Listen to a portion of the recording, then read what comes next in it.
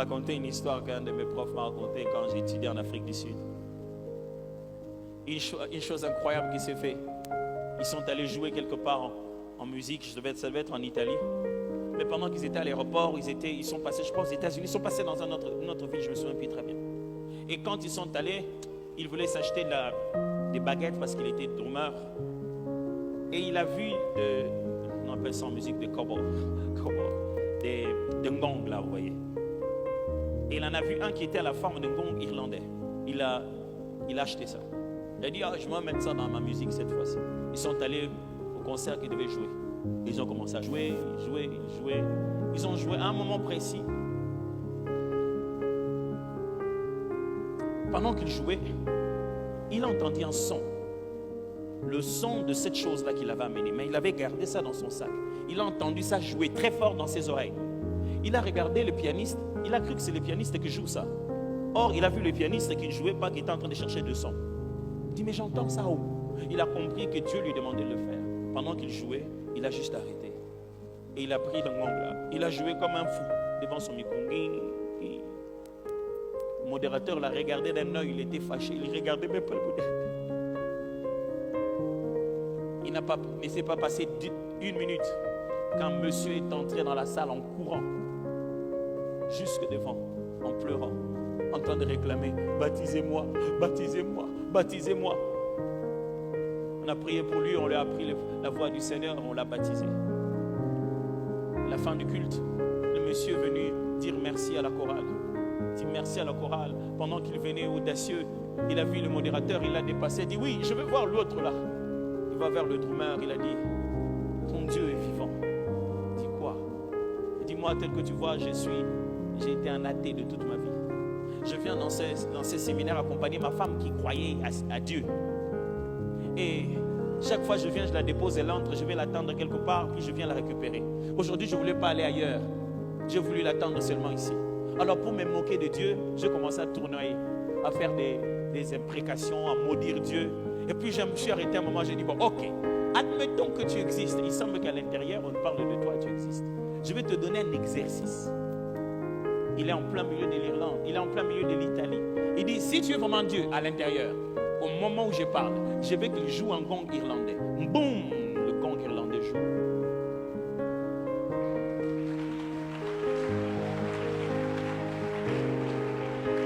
Ces jours-là, il n'y a eu qu'une seule conversion. Et cet homme est devenu l'apôtre depuis des centaines des églises remplies dans le monde.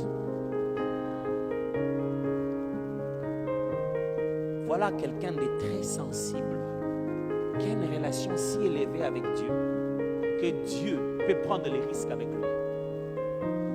C'est à ce moment-là que le pianiste lui dit, waouh, pourquoi tu avais joué à ce gong? Il a dit, j'ai juste entendu ça dans mes oreilles. J'ai cru que c'est toi qui jouais. Il a dit, justement, moi aussi j'ai entendu ça. J'étais en train de chercher le bouton du clavier où se trouve ce son-là. Écoutez-moi, Dieu ne peut pas prendre les risques de l'univers avec toi seulement. La même chose qu'il te dit, il essaie de dire ça à plusieurs personnes. Le premier qui obéit obtient la provision qui vient avec. Dieu ne te donne pas une chose pour aller donner aux gens sans qu'il laisse quelque chose entre tes propres mains. Et plus tu deviens obéissant, plus Dieu va te mettre à l'aise. Parce qu'il y a des courriers qu'on doit mener seulement en restant en première classe. Ce n'est pas toi, c'est le courrier que tu amènes. C'est l'obéissance que tu es en train d'exécuter qui fait que Dieu te met dans les conditions qu'il faut. Il te bénit pour que tu deviennes un moyen de bénédiction. Quel est ton degré de relation avec Dieu? Est-ce que Dieu peut compter sur toi? C'est pour ça qu'il y a des gens qui lèvent la main et disent, oh Seigneur, boum. Pourquoi? Il connaît sa relation. C'est pourquoi Élie se lève et dit, vous avez fini? Ça n'a pas marché? Ok. Réponds-moi, ô Éternel, réponds-moi. Ah! Vous êtes fiers, hein? Enfin que l'on sache. Ouh! Tu fais ta propre promotion, hein? Enfin que l'on sache que tu es Dieu et que je suis ton serviteur. Mon frère, monte dans ta relation avec Dieu pour que tu commences à voir ce genre d'audace. Dis Dieu, enfin que l'on sache dans cette famille que toi tu es Dieu et que moi je suis ton ami. Dieu partait comme ça, il tourne et dit, cacherai-je une telle chose à Abraham? Écoutez, il y a des gens comme Moïse qui étaient presque en train de faire du chantage à Dieu, presque. Il dit, Dieu, si tu ne les amènes pas, enlève mon nom dans le livre. Ça, c'est du chantage, ça. Oh, il menace Dieu, il dit, Dieu, si ce peuple-là, il ne va pas là où tu avais dit qu'il va dire, toi-même, c'est toi qui avais dit, tu vas mettre mon nom dans le livre, non? Enlève à partir d'aujourd'hui. Tu dois être courageux, hein? Quand Dieu il a voulu mettre sur ton nom là, c'était lui-même. Hein? Il dit, on est déjà devenus des amis à un point où il ne peut plus enlever les noms. Dieu a commencé par dire, écoute, tu deviendras certainement une personne grande, mais je vais effacer ça. Il dit, d'accord, papa, tu m'as fait sortir de là, un risque comme ça. Ils vont finir par dire quoi? Leur Dieu les a mis dans le désert pour les tuer. Non, tu ne peux pas faire ça. Dieu connaissait tellement les niveaux d'argument de Moïse et le niveau d'argument de Samuel. Un jour, Dieu a dit à Samuel, écoute, j'ai abandonné Saül. Mais il l'a trouvé comment? En train de prier toujours. Il vient l'arrêter, il dit, papa, arrête de prier pour Saül. Il savait que Samuel n'arrête pas quand il s'est mis à prier. Et Dieu prophétise une fois, il dit, ce peuple m'a tellement fait mal. Même si vous appeliez Moïse et Samuel, je ne vous exaucerai pas. Vous savez ce que ça signifie? Il dit, même si vous allez trouver les gens qui connaissent mes points faibles, les mbalo n'envoient. C'est comme quand quelqu'un te dit, même si tu parles à ma femme, je vais refuser. Il sait que sa femme, c'est celle qui lui convient. Il dit, même si vous allez chercher Moïse, même si vous allez chercher mes meilleurs amis, oh Dieu, je vais être dans ta liste là.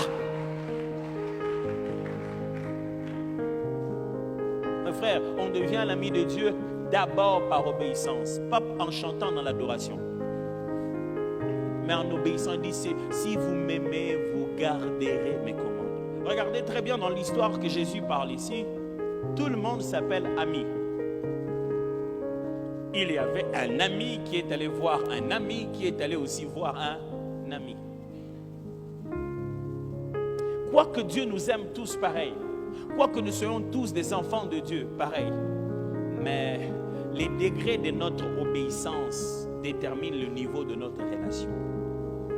Je répète, les degrés de notre obéissance, la promptitude, l'exactitude dans notre façon de faire la volonté du Père déterminent le degré de notre relation avec lui. Autant Dieu est notre Père à tous, autant nous n'avons pas les mêmes profondeurs de relations. Jésus explique ça en donnant une parabole. Il dit, lequel de ces deux fils a fait la volonté du Père? Le premier, le Père lui a dit, mon fils va faire un travail. Il a dit, oui mon Père, je le ferai. Après, il s'est retourné, il ne l'a jamais fait. Un deuxième, le Père lui a dit, mon fils va faire le travail. Il a dit, oh non, je peux le faire. Il refuse de le faire. Après un moment, il se repent, il va le faire. Lequel de deux a obéi à la voix du Père? La réponse est claire. C'est celui qui l'a fait. Même si au début, il a commencé par dire, ah papa, je ne pourrais pas. Mais après, il s'est repenti, il l'a fait. C'est pourquoi nous, à l'église, nous jugeons beaucoup les gens dont nous connaissons les péchés apparents.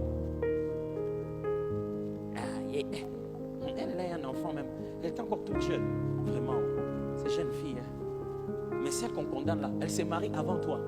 Seigneur, vraiment les frères de cette église sont aveugles. Est-ce qu'il connaît la vie que cette jeune fille a menée? C'est pas seulement parce que Jésus nous a pardonné que tout est parti. Oh, c'est parce que toi tu te crois digne. Ouais, tu vois, c'est quoi? Tu te crois digne. Toi tu penses que parce que toi tu n'as rien fait dans la vie, tu es en meilleure position que lui. Pendant qu'elle a vu son péché, comme le publicain, elle s'est battue la poitrine, il a dit, aie pitié de moi, Seigneur. Et toi, comme les pharisiens, tu es debout en disant, Père, je fais 40 jours, je suis intercesseur, donc tu as le droit de me le donner. Ah non, c'est pas ça la relation. La vraie relation, c'est celle, tu sais obéir à ce qui est écrit. Tu sais te conformer à la parole.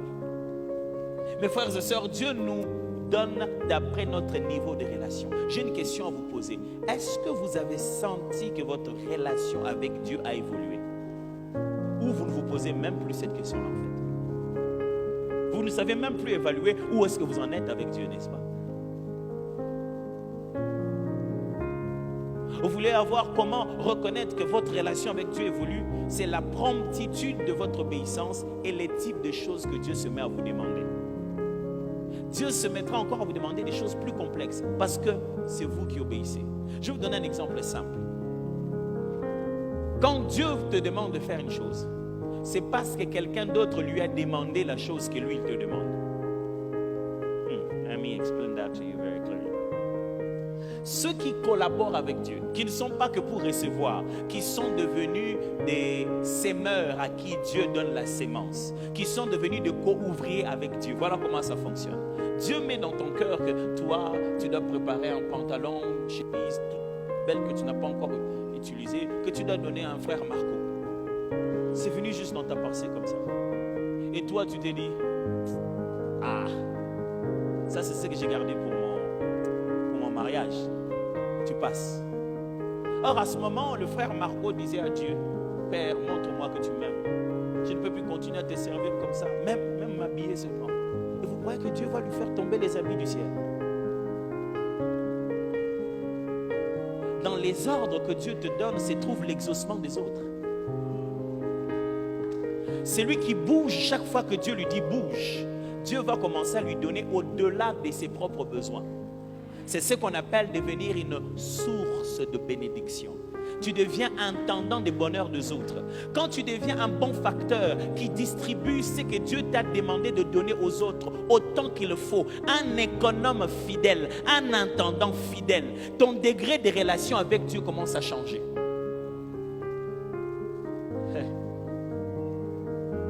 Parce que Dieu dit, on m'a demandé $100, lui il va le donner.